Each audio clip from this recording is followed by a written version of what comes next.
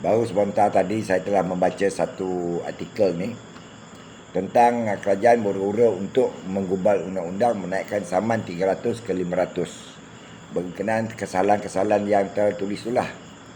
Itu tak kisah lah kan. Dia nak naik ke, nak apa ke, itu hak kerajaan bagi mengekang kemalangan dan membuat kita lebih berhati-hati. Cuma saya nak bertanya lah sikit pada kerajaan yang ada ni.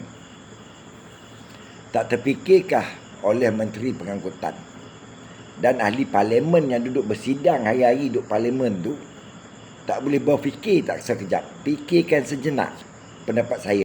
Kenapa kerajaan tidak menggubal satu rang undang-undang bagi rakyat Malaysia yang membenarkan nama mereka digunakan oleh warga asing untuk membeli kenderaan? Situ.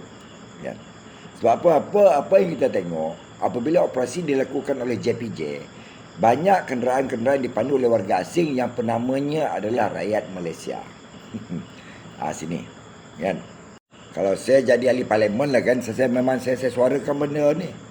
Tapi saya tengok dekat parlimen tu 222 orang tu macam orang-orang tak berakal yang kekal semua. Kan? Pertama, denda yang seberat mungkin bagi penama tempatan yang membenarkan nama mereka digunakan oleh warga asing untuk membeli kenderaan. Denda seberat mungkin bagi penama tempatan yang membenarkan kenderaan mereka dibawa oleh warga asing. Situ. Dan kenderaan-kenderaan yang telah disita oleh JPJ adalah dilupuskan dan tak boleh dituntut kembali. Situ. Tak kisahlah dia ada hutang bank ke apa ke, itu masalah dia. Dan adakah warga asing yang kena saman bayar di tempat? Di mana surat saman itu dikeluarkan, adakah bayar di situ? Buat rang undang-undang ini. Sebab apa baru ni dapat satu campisan di TikTok. Mereka di surat-surat khabar CNN ke apa, kedah lupa saya. Warga asing mempunyai 24 saman tertunggak yang tidak dibayar, tapi ditangkap, ditahan oleh JPJ kerana masih memandu. Ini yang kita tak mahu. Itu patut yang digubal oleh kerajaan. Kalau tangkap yang macam belakang ni, yang macam tak apa-apa, tu biasa. Bila masuk dia akan bayar sasaman ni. Ini pada rakyat tempatan.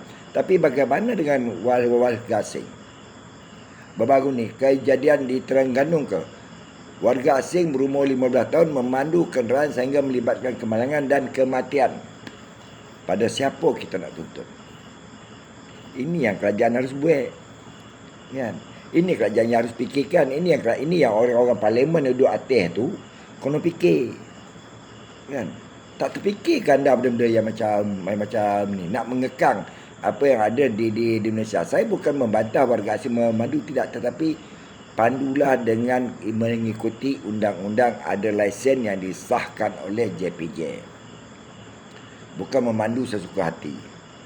Bila terjadi kemalangan melibatkan kematian, siapa nak bertanggungjawab? Di sini saya minta kerajaan yang ada ni fikir 2-3 kali, 4-5 kali untuk memikir bagaimana rang undang-undang ni harus digubal.